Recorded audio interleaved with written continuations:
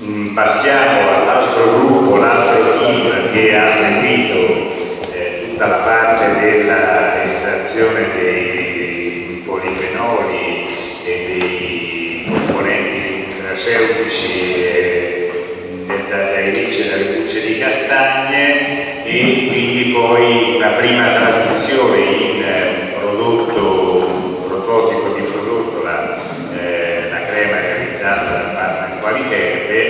E quindi qui al tavolo abbiamo Renato Scapigliati dell'azienda Roccone, Annalisa Santucci e Lia Millucci dell'Università di Siena, Massimo Roggi della Roggi SRL e Filippo Tivigli, tecnico di Qualiterbe.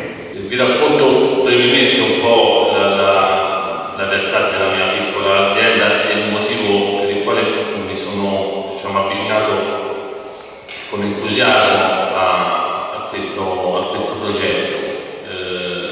Rispetto alle altre aziende presenti,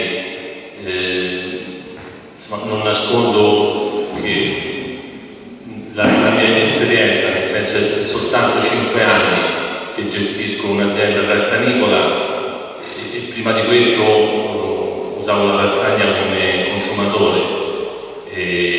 Ho capito in questi 5 anni che è un lavoro difficile e forse sono arrivato nel momento forse ancora più difficile in questi ultimi anni. 5 anni fa ho iniziato a gestire questa azienda che comprendeva un bellissimo casale inutilizzato e 120 ettari di bosco, anche questo abbandonato. In questi 120 ettari 1,5 ettari di castagneto, in parte anche questo abbandonato. Una volta riconvertita la struttura in agriturismo, mi sono chiesto come tipicizzare questo agriturismo a 900 metri d'altezza in un comune che non è né Montalcino e nemmeno Montepulciano.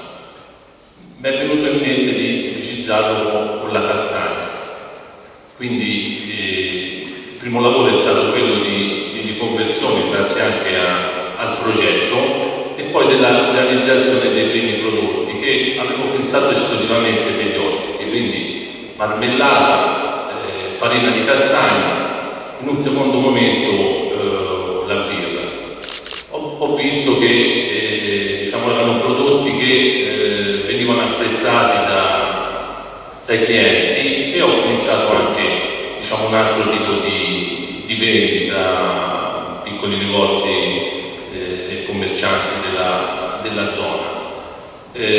Mi sono accorto anche da subito che è difficile capire quali possono essere le rese del castagneto a luglio, agosto. Penso che tutti sapete che finché la castagna non è in terra non si sa di che si parla. E questa è un'incognita, perché spesso qualcuno ce le viene a richiedere a agosto e noi non sappiamo che rispondere, mentre sui prodotti trasformati ci sono più sicurezze. Io utilizzo della farina per fare la birra, le quantità sono talmente basse, tra virgolette, che posso garantire grosse quantità di questo prodotto. Quindi l'ipotesi di arrivare in fondo a questo progetto e avere un nuovo tipo di prodotto, una crema, che soprattutto solamente dicono anche verso il pubblico maschile, ma insomma generalmente verso il pubblico femminile è apprezzato. Credo che sia un ulteriore aumento delle potenzialità dell'offerta che la mia azienda e comunque le altre aziende possono dare. Io ho partecipato sia al Bacasto più sia all'Ovaticcio. Con il Bacasto abbiamo recuperato il castagneto, 1 ettaro di castagneto, ma con una ventina di piante secolari. L'abbiamo recintato e in più abbiamo recuperato un annesso per lo stoccaggio del materiale di una trentina di metri quadri. Oltre a questo abbiamo acquistato una macchina per la raccolta delle castagne e ci permetti di raccogliere tutto il prodotto per fare la farina, perché la farina è un prodotto richiesto, però è chiaro che dobbiamo raccogliere tutte le castagne e pochi dei castagnicoltori che non hanno una macchina si mettono a raccogliere tutte le castagnette che prima, diciamo, mangiava il maiale o il cinghiale, perché non c'aveva la ricezione. Quindi questo ci ha permesso di andare anche su questa strada della castagna.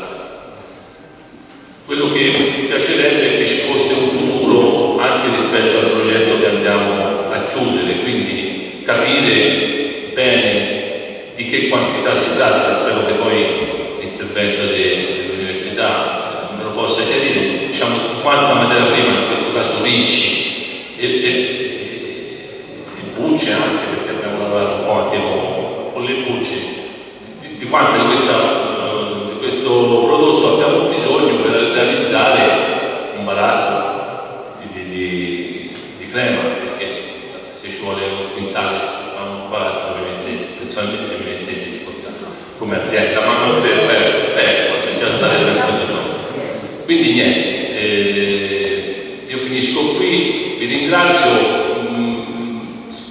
Non nascondo, sono orgoglioso che a Castagnaio abbia chiuso questo progetto, perché credo che il nostro comune è uno tra i pochi che, tra virgolette, non ha bisogno di sottotitoli.